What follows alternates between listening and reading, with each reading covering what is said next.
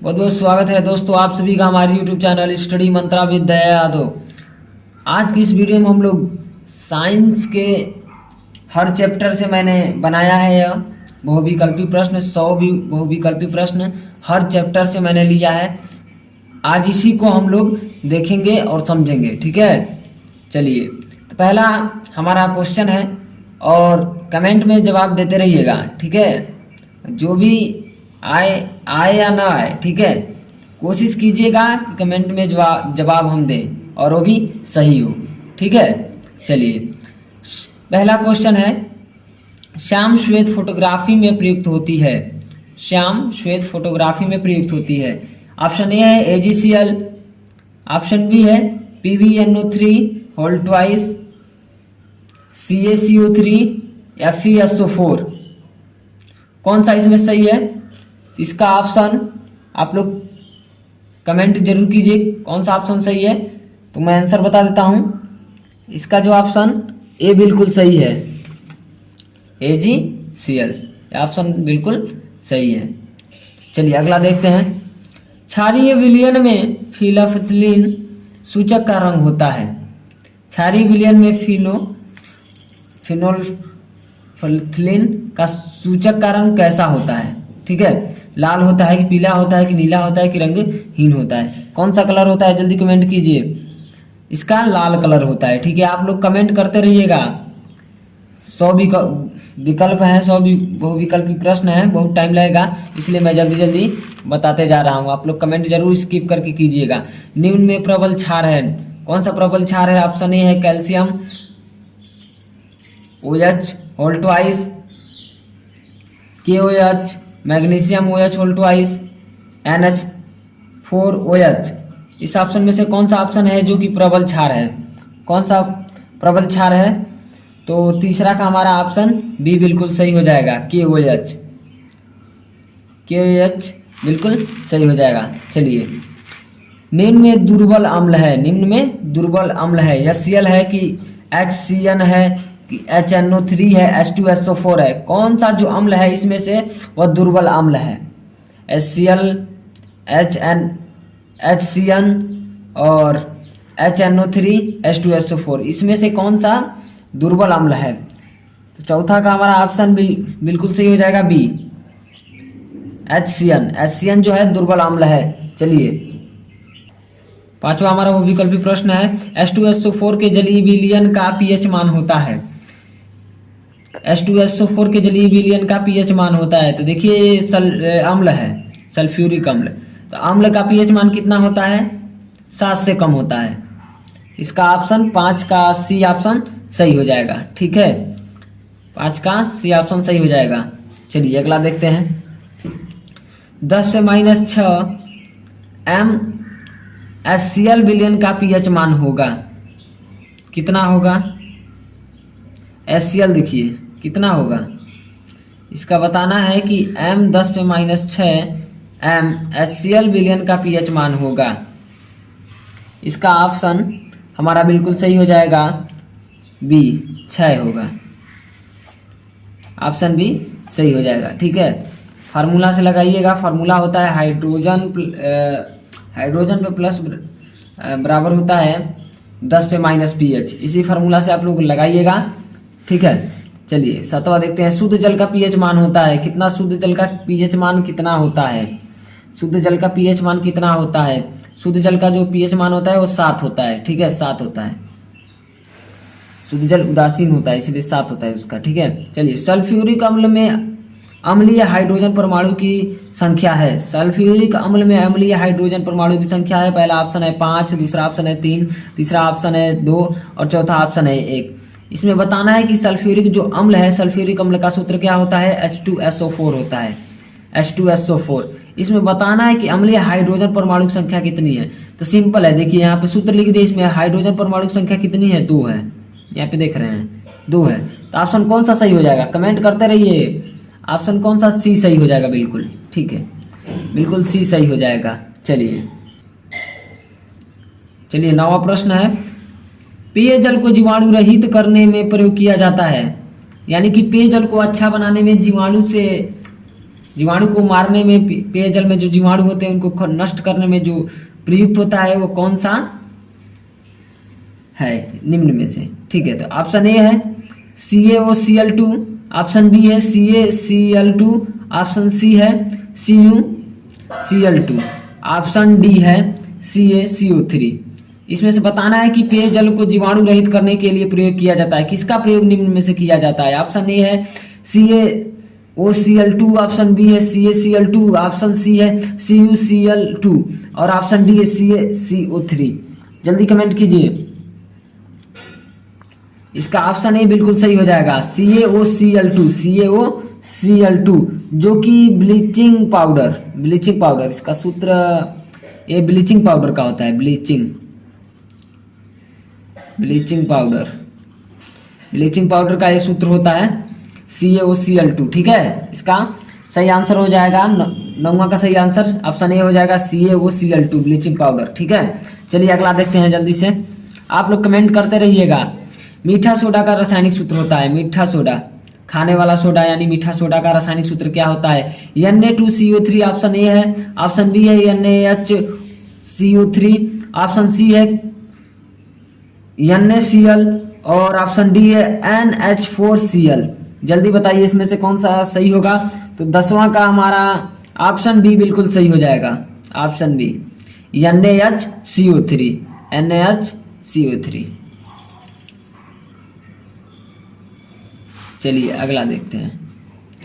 12वां question है antimony है। Antimony क्या है? ये देखिए 2023 के परीक्षा में भी आया था, उसके पहले भी बहुत बार पूछा गया है। एंटीमनी क्या है? तो एंटीमनी जो परमाणु है तत्व है वह क्या है? उपधातु है, उपधातु। इसमें ऑप्शन में दिया है धातु, अधातु, उपधातु, मिश्र धातु, तो कौन सा सही होगा? उपधातु, ऑप्शन सी बिल्कुल सही हो जाएगा। चलिए अगला देखते हैं। ताम्र ग्लांस का रासायनिक सूत्र होता है, जो ताम्र ग्लांस है उसका रासायनिक सूत्र क्या है? इसमें से बताना है। ऑप्शन ए है Cu2S, ऑप्शन बी है Cu2O, ऑप्शन सी है CuFeS2, ऑप्शन डी है CuCO3। इसमें से बताइए कि कौन सा ताम्र ग्लांस का रासायनिक सूत्र है? ताम्र ग्लास। चलिए 13वां का ए बिल्कुल सही हो जाएगा, Cu2S। ठीक है, अमलगम होते हैं। 14वां क्वेश्चन है जो हमारा, अमलगम होते हैं, क्या होते हैं? पहला ऑप्शन है उपधातु, दूसरा ऑप्शन है मिश्र धातु, तीसरा ऑप्शन है यौगिक, चौथा ऑप्शन है विषमांगी मिश्रण। बताइए इसमें बताना है कि अमलगम क्या होते हैं। 14वां, इसका डी बिल्कुल सही हो जाएगा, विषमांगी मिश्रण होते हैं। अमलगम क्या होते हैं? विषमांगी मिश्रण होते हैं अमलगम। ठीक है, एल्केनो का सामान्य सूत्र, एल्केनो का सामान्य सूत्र है क्या है? ऑप्शन ए है CnH2n+2, ऑप्शन बी है CnH2n, ऑप्शन सी है CnH2n-2, ऑप्शन डी है C2H6। ये तो बिल्कुल नहीं होगा। ठीक है, तो ऑप्शन ए बी सी सब दिया है। बताइए इसमें से एल्केनो का सामान्य सूत्र क्या है? तो 15वां का हमारा बिल्कुल सही हो जाएगा CnH2n+2, यानी कि ऑप्शन ए CnH2n+2। चलिए निम्न में एल्कीन है, निम्न में एल्कीन कौन सा एल्कीन है? कौन एल्कीन है? देखिए पहला ऑप्शन दिया है C2H6, दूसरा ऑप्शन है C2H4, तीसरा ऑप्शन है C2H2 और चौथा ऑप्शन है C6H6। इसमें से बताना है कि एल्कीन कौन है, कौन है एल्कीन? चलिए एल्कीन कौन है? इसमें से बी ऑप्शन बिल्कुल सही हो जाएगा, C2H4 बिल्कुल इसका सही हो जाएगा, यही है जो एल्कीन है। ठीक है, चलिए एसिटिक अम्ल का IUPAC नाम है। ऑप्शन ए है एसिटिक अम्ल, एथेनोइक अम्ल, मेथेनोइक अम्ल, प्रोपेनोइक अम्ल। कौन सा ऑप्शन बिल्कुल सही होगा? कमेंट कीजिए। इसका जो ऑप्शन होगा बी बिल्कुल सही हो जाएगा, एथेनोइक अम्ल। C2H6 का IUPAC नाम है, C2H6 का IUPAC नाम बताना है। ऑप्शन ए है मेथेन, ऑप्शन बी है एथेन, ऑप्शन सी है एथाइन, ऑप्शन डी है एथिलीन। इसमें से बताना है कि C2H6 का IUPAC नाम क्या है। ठीक है, तो 18वां का हमारा बी ऑप्शन बिल्कुल सही हो जाएगा, एथेन। 18वां का बी ऑप्शन बिल्कुल सही हो जाएगा, एथेन। चलिए अगला देखते हैं। अगला, एथिल एल्कोहल का IUPAC नाम है। ये मोस्ट इंपोर्टेंट प्रश्न है। एथिल एल्कोहल का IUPAC नाम है, क्या है? पहला ऑप्शन दिया है मेथेन, दूसरा ऑप्शन दिया है एथेनॉल, तीसरा ऑप्शन दिया है एथेनॉल और चौथा ऑप्शन दिया है प्रोपेनॉल। ठीक है, ध्यान से पहले ऑप्शन को आप पढ़िएगा, उसके बाद से परीक्षा में ट्रिक लगाइएगा। थोड़ी थोड़ी अंतर कहीं कहीं दिया है। ठीक है, मेथेन, एथेनॉल, एथेनॉल, प्रोपेनॉल। ठीक है, यानी एथिल एल्कोहल का IUPAC नाम क्या होता है? एथेनॉल होता है, एथेनॉल। सी ऑप्शन बिल्कुल सही हो जाएगा, एथेनॉल। ठीक है, एथेनॉल हो जाएगा। चलिए अगला देखते हैं। निम्न में एल्डिहाइड है, एल्डिहाइड कौन बताना है इसमें? एल्डिहाइड कौन है? एल्डिहाइड कौन है? ऑप्शन ए है मेथेनॉल, ऑप्शन बी है मेथेनॉल, ऑप्शन सी है एथेनॉल, ऑप्शन डी है एथेन। इसमें से बताना है कि एल्डिहाइड कौन है। ऑप्शन बी इसका बिल्कुल सही हो जाएगा, मेथेनॉल। ठीक है, चलिए यकृत स्रावित करता है, यानी कि यकृत से किसका स्राव होता है बताना है। ऑप्शन ए है लार, ऑप्शन बी है जठर रस, ऑप्शन सी है अग्नाशिक रस, ऑप्शन डी है पित्त रस। जल्दी कमेंट कीजिए, बहुत सिंपल क्वेश्चन है, जल्दी से कमेंट कीजिए स्किप करके। चलिए यकृत स्रावित करता है, क्या करता है? पित्त रस स्रावित करता है। ऑप्शन डी बिल्कुल सही हो जाएगा। 21वां का ऑप्शन डी बिल्कुल सही हो जाएगा। चलिए 22वां, जठर रस स्रावित करता है, यानी जठर रस किससे जठर रस स्रावित होता है? अच्छा, मतलब किससे स्रावित होता है, किससे निकलता है? ठीक है, तो यहाँ पे देखते हैं जठर रस स्रावित होता है यानी किससे निकलता है? अग्नाशय से निकलता है, पित्ताशय से निकलता है, कि यकृत से निकलता है, कि अमाशय से निकलता है? ये जो इसका ऑप्शन हो जाएगा ऑप्शन डी, अमाशय से निकलता है यह जठर रस। चलिए कमेंट में आप लोग उत्तर देते रहिएगा। विटामिन सी का अच्छा स्रोत है, विटामिन सी का अच्छा स्रोत है, कौन सा विटामिन सी का अच्छा स्रोत है? ऑप्शन ए है अंडा, ऑप्शन बी है घी, ऑप्शन सी है गेहूं, ऑप्शन डी है संतरा। कौन सा? तो ऑप्शन डी, 23वां का ऑप्शन डी बिल्कुल सही हो जाएगा। चलिए संतरा। जल्दी जल्दी में मैं इसलिए करा रहा हूं कि जल्दी में आप लोग ज्यादा क्वेश्चन को देखें, लेकिन आप स्किप करके कमेंट जरूर कीजिएगा उत्तर का। चलिए, हीमोग्लोबिन महत्वपूर्ण भूमिका निभाता है, ये मोस्ट इंपोर्टेंट है, मोस्ट इंपोर्टेंट। हीमोग्लोबिन महत्वपूर्ण भूमिका निभाता है, किस में निभाता है? तो ऑप्शन ए दिया है श्वसन में, ऑप्शन बी दिया है पाचन में, ऑप्शन सी दिया है उत्सर्जन में, ऑप्शन डी है वृद्धि में। तो किससे हीमोग्लोबिन है जो किसमें महत्वपूर्ण भूमिका निभाता है? तो ऑप्शन ए श्वसन में, श्वसन में यह जो हीमोग्लोबिन है वो महत्वपूर्ण भूमिका निभाता है। चलिए अगले क्वेश्चन की, यहाँ पे देखिए 25वां क्वेश्चन है।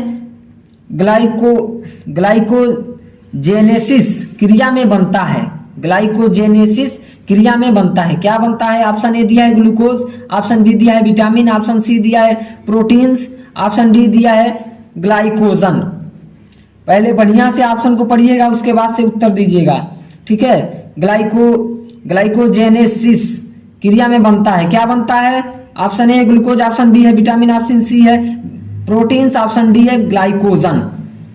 तो 25वां का ऑप्शन ए बिल्कुल सही हो जाएगा, ग्लूकोज बनता है।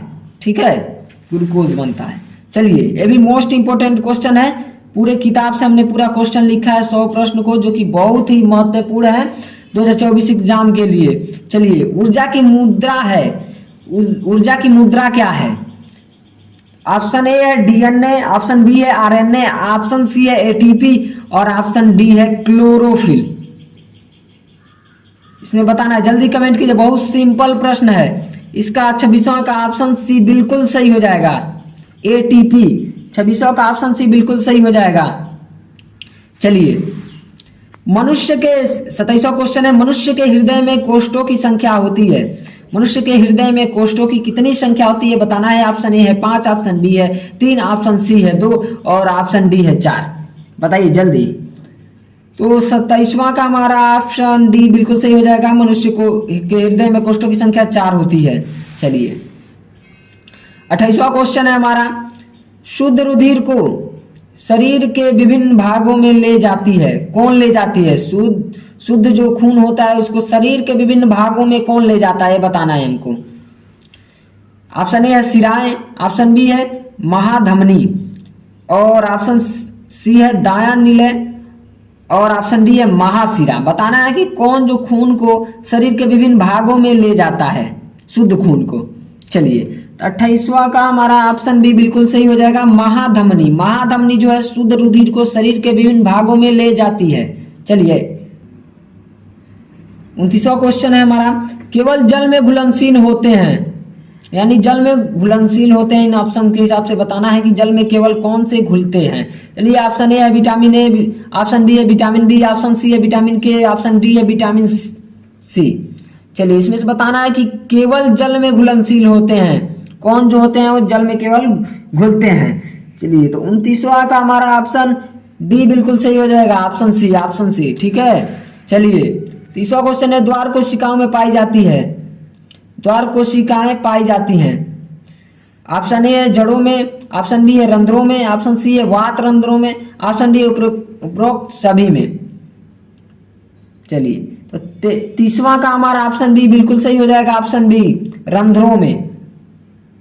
30वां का ऑप्शन बी बिल्कुल सही हो जाएगा, रंध्रों में। चलिए, 31वां क्वेश्चन है हमारा कि जीवों में विभिन्नताएं उत्पन्न होती हैं, किस कारण होती हैं ये बताना है। जीवों में विभिन्नताएं उत्पन्न होती हैं। पहला ऑप्शन है वर्धी कायिक, कायिक यानी वर्धी का मतलब कायिक होता है, कायिक जनक द्वारा, और ऑप्शन बी है अलैंगिक जनक द्वारा, और ऑप्शन सी है लैंगिक जनक द्वारा। जनक नहीं, यहाँ पे जनन रहेगा, जनन थोड़ा मिसप्रिंट हुआ है, यहाँ पे जनन होगा, जनन। चलिए, ऑप्शन ए है वर्धी कायिक जनन द्वारा, अलैंगिक जनन द्वारा, और ऑप्शन सी है लैंगिक जनन द्वारा, और ऑप्शन डी है स्पोर बीजाणु निर्माण द्वारा। इसमें बताना है कि जीवों में विभिन्नताएं उत्पन्न किस कारण से होती हैं। चलिए, 31वां का हमारा ऑप्शन सी बिल्कुल सही हो जाएगा, लैंगिक जनन द्वारा, लैंगिक जनन द्वारा। चलिए, 32वां क्वेश्चन देखिए जल्दी से, एक पुष्प के स्त्री केसर, एक पुष्प के स्त्री केसर के मध्य भाग को कहते हैं। जो एक पुष्प होता है उसकी स्त्री केसर के मध्य भाग को क्या कहा जाता है। ऑप्शन में देखिए, पहला है वर्तिकाग्र, दूसरा है वर्तिका, और तीसरा ऑप्शन है अंडाशय, चौथा ऑप्शन है अंड, बीजांड। ठीक है, इसमें से बताना है कि एक पुष्प के स्त्री केसर के मध्य भाग को क्या कहते हैं ऑप्शन के हिसाब से। चलिए, तो 32वां का हमारा बिल्कुल सही ऑप्शन डी हो जाएगा। ओ सॉरी, यहाँ पे हाँ ऑप्शन बी होगा। ठीक है, ऑप्शन बी बिल्कुल सही हो जाएगा, 32वां का ऑप्शन बी। चलिए, 32वां का ऑप्शन बी वर्तिका हो जाएगा, वर्तिका। चलिए, 33वां है, प्रागनली में नरयुग्मक की संख्या होती है। प्रागनली में नरयुग्मक की कितनी संख्या होती है। 33वां क्वेश्चन है हमारा, ऑप्शन ए दिया है 1, ऑप्शन बी दिया है 2, ऑप्शन सी दिया है 4, और ऑप्शन डी दिया है 8। इसमें बताना है प्रागनली में नरयुग्मों की संख्या होती है। कमेंट कीजिए जल्दी जल्दी। तो 33वां का हमारा ऑप्शन बी बिल्कुल सही हो जाएगा, 2। प्रागनली में नरयुग्मों की संख्या कितनी होती है, 2 होती है। चलिए, 34वां क्वेश्चन है हमारा, मुकुलन पाया जाता है, यानी मुकुलन किस में पाया जाता है। ऑप्शन ए दिया है प्लेनेरिया, प्लेनेरिया में पाया जाता है, कि ऑप्शन बी दिया है हाइड्रा में पाया जाता है, कि सी दिया है, ये भी मोस्ट इंपोर्टेंट क्वेश्चन है, लेशमानिया, और ऑप्शन डी है इनमें से सभी। इसमें से बताना है कि मुकुलन किस में पाया जाता है। तो 34वां का हमारा ऑप्शन बी बिल्कुल सही हो जाएगा, हाइड्रा में मुकुलन पाया जाता है, हाइड्रा में, याद रखिएगा। ठीक है, 35वां क्वेश्चन हमारा पूछ रहा है कि डीएनए पाया जाता है। डीएनए किस में पाया जाता है। तो पहला ऑप्शन दिया है कोशिका द्रव्य में, दूसरा ऑप्शन दिया है केंद्रक द्रव्य में, और तीसरा ऑप्शन है केंद्रिका में, और चौथा ऑप्शन है केंद्रक में। बताना है कि डीएनए कहाँ पाया जाता है, किस में पाया जाता है। चलिए, तो 35वां का हमारा ऑप्शन डी बिल्कुल सही हो जाएगा, केंद्रक में डीएनए पाया जाता है, केंद्रक में। ठीक है, ऑप्शन डी, 35वां का ऑप्शन डी बिल्कुल सही हो जाएगा, केंद्रक में पाया जाता है। 36वां प्रश्न है, एक द्विशंकर का दर्श प्रारूप होता है, दर्श प्रारूप होता है। एक द्विशंकर का दर्श प्रारूप क्या होता है बताना है। ऑप्शन ए 1 संबंध 2 संबंध 1 है, ऑप्शन बी है 2 संबंध 1 संबंध 1 संबंध 2 है, ऑप्शन सी है 9 संबंध 3 संबंध 3 संबंध 1 है, ऑप्शन डी है 3 संबंध 1। इसमें से बताना है कि एक द्विशंकर का दर्श प्रारूप होता है, क्या होता है, यही बताना है ऑप्शन के माध्यम से। तो 36वां का हमारा ऑप्शन सी बिल्कुल सही हो जाएगा, 9 संबंध है, 3 संबंध है, 3 संबंध है 1। ठीक है, ऑप्शन सी बिल्कुल सही हो जाएगा 36वां का। चलिए 37वां क्वेश्चन है जो हमारा, गुणसूत्र किस पदार्थ के बने होते हैं? गुणसूत्र किस पदार्थ के बने होते हैं? ऑप्शन ए है प्रोटीन, ऑप्शन बी है आरएनए, ऑप्शन सी है डीएनए और ऑप्शन डी है डीएनए और प्रोटीन। बताना है कि गुणसूत्र जो होते हैं किस पदार्थ के बने होते हैं। 37वां क्वेश्चन है, इसका ऑप्शन डी बिल्कुल सही हो जाएगा। ऑप्शन डी, डीएनए और प्रोटीन से मिलकर क्या बने होते हैं? गुणसूत्र बने होते हैं। चलिए 37वां का ऑप्शन डी बिल्कुल सही हो जाएगा। आगे बढ़ते हैं 38वां क्वेश्चन देखिए, यहाँ पर 38वां क्वेश्चन, जाइगोट के गुणसूत्रों की संख्या होती है, यानी जाइगोट के गुणसूत्रों की कितनी संख्या होती है यह पूछा जा रहा है। ऑप्शन ए है 4x और ऑप्शन बी है 3x और ऑप्शन सी है 2x और ऑप्शन डी है x। बताना इसमें से जाइगोट के गुणसूत्रों की संख्या होती है, क्या होती है इसमें से बताना है। चलिए तो 38वां का हमारा ऑप्शन सी बिल्कुल सही हो जाएगा 2x। ठीक है, चलिए जल्दी से देखते हैं 39वां क्वेश्चन क्या है हमारा। मेंडलीफ के अनुसार मटर के बौने पौधे का जीन प्रारूप होता है, यानी मेंडल के अनुसार मटर के बौने पौधे का जीन प्रारूप होता है। इसमें बताना है कि मेंडल के अनुसार बताना है कि मटर के बौने पौधे का जीन प्रारूप क्या होता है। ऑप्शन ए दिया है कैपिटल टी और ऑप्शन बी दिया है कैपिटल टी स्मॉल टी और ऑप्शन सी दिया है स्मॉल टी दोनों स्मॉल टी है और ऑप्शन डी दिया है स्मॉल टी और एक कैपिटल टी। तो इसमें बताना है 39वां का, 39 का ऑप्शन सी बिल्कुल सही हो जाएगा, दोनों स्मॉल टी। ठीक है, चलिए अगला क्वेश्चन देखते हैं। 40वां क्वेश्चन है, विज्ञान की वो शाखा जिसमें जीवाश्मों का अध्ययन होता है कहलाता है। ये भी मोस्ट इंपोर्टेंट क्वेश्चन है, ये भी मोस्ट इंपोर्टेंट। ठीक है, इसमें पूछा क्या जा रहा है, विज्ञान की वो शाखा जिसमें जीवाश्मों का अध्ययन होता है, जिसमें जीवाश्मों का अध्ययन किया जाता है उसे क्या कहते हैं। ऑप्शन ए है इकोलॉजी, ऑप्शन बी है इथोलॉजी, ऑप्शन सी है पैलियोंटोलॉजी और ऑप्शन डी है बायोलॉजी। इसमें बताना है कि विज्ञान की वह शाखा जिसमें जीवाश्मों का अध्ययन किया जाता है उसे कहा क्या जाता है। चलिए 40वां का ऑप्शन सी बिल्कुल सही हो जाएगा, पैलियोंटोलॉजी। ठीक है, ऑप्शन सी 40वां का ऑप्शन सी बिल्कुल सही हो जाएगा। चलिए आगे बढ़ते हैं। चलिए 41 क्वेश्चन है जो हमारा, वह है समतल दर्पण की फोकस दूरी होती है। समतल दर्पण की फोकस दूरी कितनी होती है यह हमें बताना है। 41वां क्वेश्चन, ऑप्शन ए दिया है 0, ऑप्शन बी दिया है अनंत और ऑप्शन सी दिया है 25 सेंटीमीटर, ऑप्शन डी दिया है -25 सेंटीमीटर। ये बताना है कि समतल दर्पण की फोकस दूरी कितनी होती है। चलिए 41 जो क्वेश्चन है उसका ऑप्शन बी बिल्कुल सही हो जाएगा, अनंत होती है, अनंत होती है। चलिए तो 41 का हमारा कौन सा ऑप्शन बी बिल्कुल सही हो जाएगा, अनंत। 42 जो क्वेश्चन है, 42 नंबर का जो क्वेश्चन है वो देखिए यहाँ पे 42वां क्वेश्चन है, समतल दर्पण द्वारा निर्मित प्रतिबिंब का आवर्धन कितना होता है। आवर्धन होता है समतल दर्पण द्वारा निर्मित प्रतिबिंब का आवर्धन होता है। ऑप्शन ए दिया 1, ऑप्शन बी दिया 1 से कम और ऑप्शन सी दिया 1 से अधिक और ऑप्शन डी है अनंत। चलिए जल्दी इसका आंसर दीजिए। तो 42 का हमारा ऑप्शन ए बिल्कुल सही हो जाएगा, 1 होता है। ये भी मोस्ट इंपोर्टेंट क्वेश्चन है। 43वां क्वेश्चन देखिए, लेंस की क्षमता मापी जाती है, किससे नापी जाती है, इसका मात्रक क्या होता है यही बताना है हमको। ये भी मोस्ट इंपोर्टेंट है। यहाँ पे देखिए लेंस की क्षमता मापी जाती है। ऑप्शन ए दिया है न्यूटन में, मात्रक क्या होता है यानी नापने का या मापने का। ठीक है, 43 का ऑप्शन ए दिया है न्यूटन में और ऑप्शन बी दिया है किलो में और ऑप्शन सी दिया है डायप्टर में और जिसको डी से लिखते हैं और ऑप्शन डी दिया है मीटर में। बताना है कि लेंस की क्षमता को किस इकाई द्वारा मापा जाता है, किस मात्रक द्वारा नापा जाता है। तो इसमें देखिए डायप्टर से लेंस की क्षमता का मापन किया जाता है, ये इकाई है डायप्टर, इसी से मापा जाता है, इसी में बताया जाता है। ठीक है, चलिए तो 43वां का ऑप्शन सी बिल्कुल सही हो जाएगा। चलिए 44वां क्वेश्चन है, उत्तल दर्पण से उत्तल दर्पण से बनने वाले प्रतिबिंब की प्रकृति होती है, यानी कैसा उसका गुण होता है, विशेषता होता है। उत्तल दर्पण से बनने वाले प्रतिबिंब की क्या विशेषता होती है, यही बताना है हमको। चलिए ऑप्शन ए दिया वास्तविक व सीधा। जो उत्तल दर्पण से बनता है प्रतिबिंब, वो कह रहा है पहला ऑप्शन कि वास्तविक होता है और सीधा होता है, और ऑप्शन बी कह रहा है आभासी व सीधा होता है, ऑप्शन सी कह रहा है आभासी व उल्टा होता है, ऑप्शन डी कह रहा है वास्तविक व उल्टा होता है। इसमें से बताना है कि उत्तल दर्पण से बनने वाले प्रतिबिंब की प्रकृति क्या होती है, विशेषता क्या होती है। चलिए तो 44वां का ऑप्शन बी बिल्कुल सही हो जाएगा, आभासी व सीधा, आभासी व सीधा।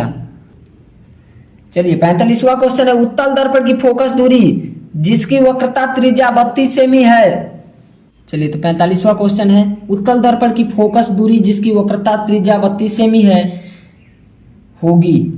यानी हमसे पूछा क्या जा रहा है, उत्तल दर्पण की फोकस दूरी ज्ञात करना है जिसकी वक्रता त्रिज्या क्या है, 32 सेमी। प्रश्न को थोड़ा समझिएगा पहले। उत्तल दर्पण की फोकस दूरी जिसकी वक्रता त्रिज्या 32 सेमी है होगी, यानी पूछा क्या जा रहा है इसमें, उत्तल दर्पण की फोकस दूरी पूछा जा रहा है। वक्रता त्रिज्या कितना दे दिया है, r बराबर 32 सेंटीमीटर, r बराबर 32 सेंटीमीटर दे दिया गया, और फोकस दूरी पूछा जाता है। तो एक फार्मूला होता है F बराबर r/2, r/2। चलिए तो फोकस दूरी इसी से हम लोग ज्ञात करते हैं और वक्रता त्रिज्या इसी से ज्ञात करते हैं। तो लगा दीजिए फार्मूला, F बराबर r का मान कितना है 32 है बटा 2, यानी F का मान कितना आ गया 16। तो ऑप्शन में देखिएगा, ऑप्शन ए दिया है 32 सेमी और ऑप्शन बी दिया है 16 सेमी और ऑप्शन सी दिया है 64 सेमी, ऑप्शन डी दिया है 8 सेमी। तो इसमें कौन सा बिल्कुल सही हो जाएगा, ऑप्शन बी बिल्कुल, 45वां का ऑप्शन बी बिल्कुल सही हो जाएगा। फार्मूला बढ़िया से याद रखिएगा, F बराबर r/2, ठीक है। चलिए 46वां क्वेश्चन है, कांच का अपवर्तनांक, कांच का अपवर्तनांक अधिकतम होता है। अपवर्तनांक बताना है, कांच का अधिकतम होता है किस रंग के लिए होता है बताना है।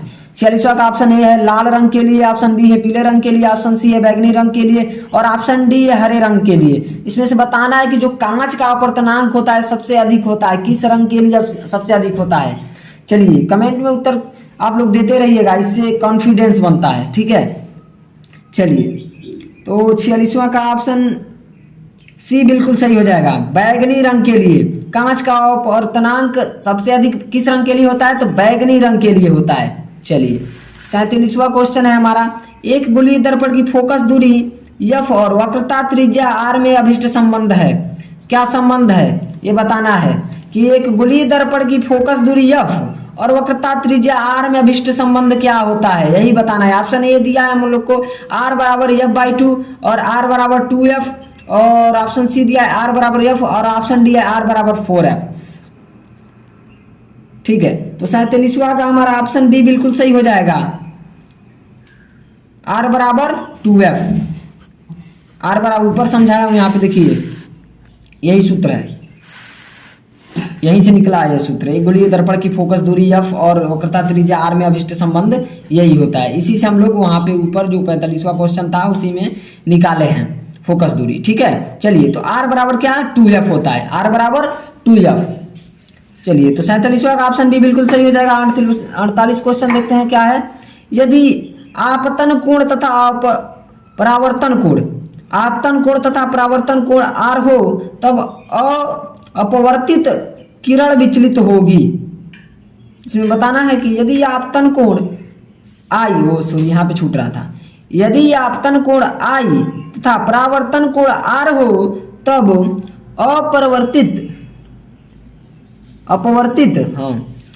यदि आपतन कोण I तथा परावर्तन कोण R हो तब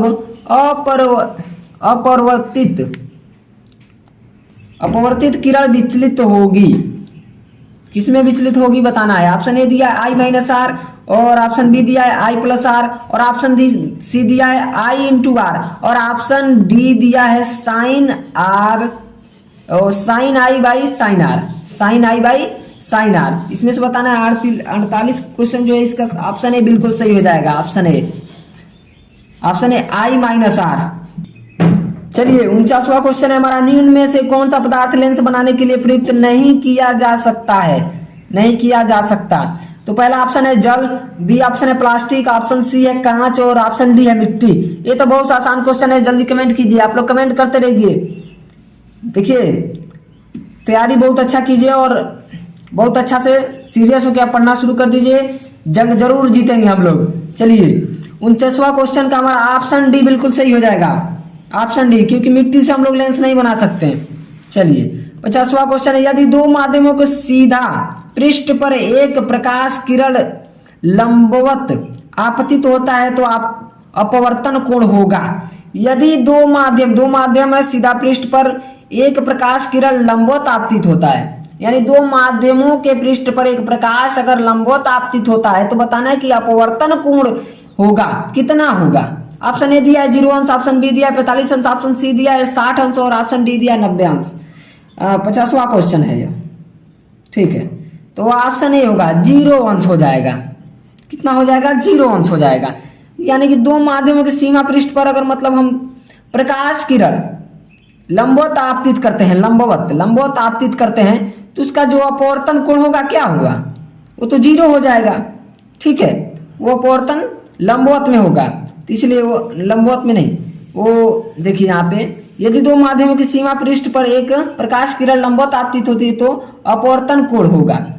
तो हम लोग किसी माध्यम पे अगर किसी दो माध्यमों पर अगर सीमा पृष्ठ पर एक प्रकाश लंबवत आपतित करते हैं तो उसका अपवर्तन कोण 0 हो जाएगा। चलिए अब अगला पार्ट जल्दी देख आ रहा है, चलिए